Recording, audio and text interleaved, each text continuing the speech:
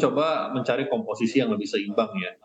Kalau kita bicara dalam pengelolaan portofolio itu istilahnya mungkin, lebih ke arah barbell strategy, di mana beberapa sektor yang sudah menghasilkan return dan profit yang cukup memuaskan, secara fundamental kami sudah mulai melakukan profit taking, misalnya komoditi.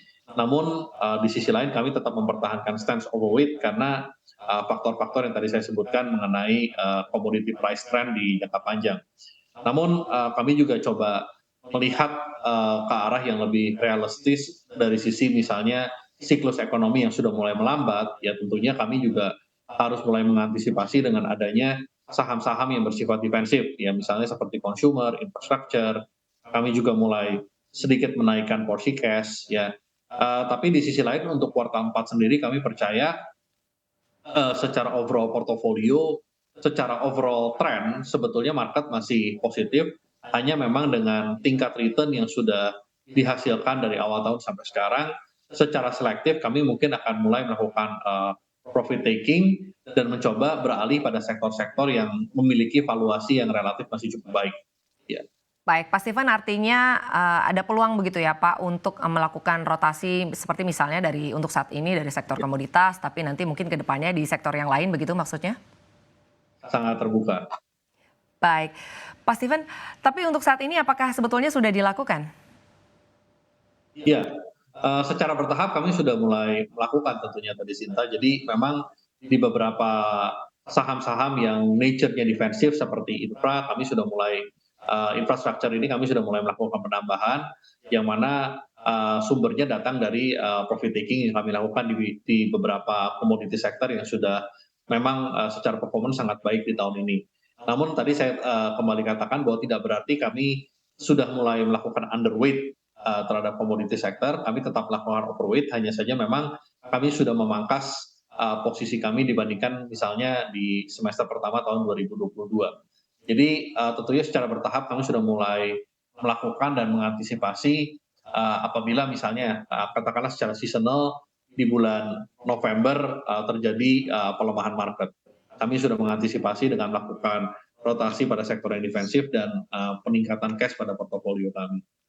Baik, Pak Steven, tapi kalau dari Ashmore Asset Management sendiri, mana yang underweight dan juga mana sektor yang overweight begitu ya, baik di kuartal keempat 2022 nanti dan juga di tahun depan di 2023? Ya, kami melihat sektor-sektor seperti, banking, komoditi adalah sektor-sektor yang kami masih bisa, positif ya, overweight, kemudian seperti tadi, infrastructure, selektif beberapa consumer names kita juga bisa melakukan, overweight. Sementara mungkin, kalau kita bicara di sektor teknologi, kita masih, melakukan underweight dan juga mungkin beberapa, kalau kita bicara, healthcare yang sempat, melonjak pada waktu, pandemi itu juga kita masih, melakukan, underweight dikarenakan terjadi reversal dalam siklus ekonomi saat ini.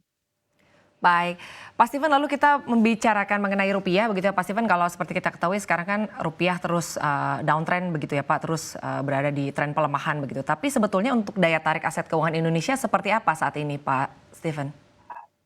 Ya saya rasa pelemahan ini bukan sesuatu yang bisa dihindari karena memang interest rate differential ya antara rupiah dan US dollar ataupun, terhadap beberapa mata uang lain yang suku bunganya lebih tinggi itu sudah mulai ada gap yang, cukup signifikan.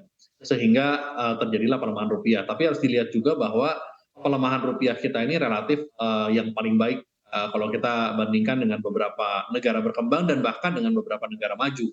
Seperti misalnya euro ya, yang sterling ya, yang pelemahannya sudah jauh lebih signifikan dibandingkan rupiah.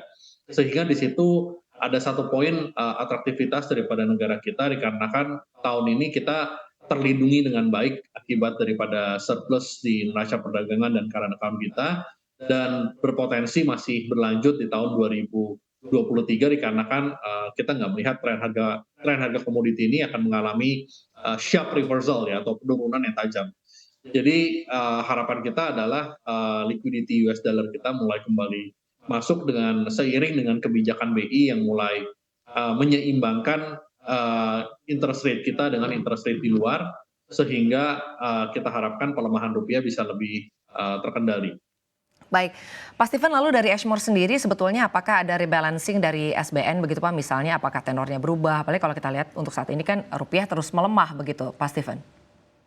Iya, tentunya kami bersikap lebih konservatif ya terhadap portofolio fixed income kami, karena kami melihat bahwa di domestik sendiri siklus kenaikan suku bunga ini relatif masih awal kalau kita bandingkan dengan Amerika Serikat dan negara yang lain, dan memang kita juga melihat BI masih mencoba mencari formula yang lebih seimbang antara mempertahankan growth recovery dengan menjaga agar interest rate differential ini gap-nya tidak terlalu signifikan.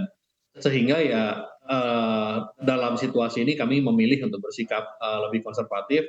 Kami memilih obligasi yang durasinya lebih rendah ya, terutama karena kita juga melihat The Fed sendiri masih punya potensi untuk menaikkan suku bunga kurang lebih 100 sampai 150 basis lagi dari level sekarang ya, dan ini tentunya akan menjadi pressure tersendiri untuk pasar obligasi.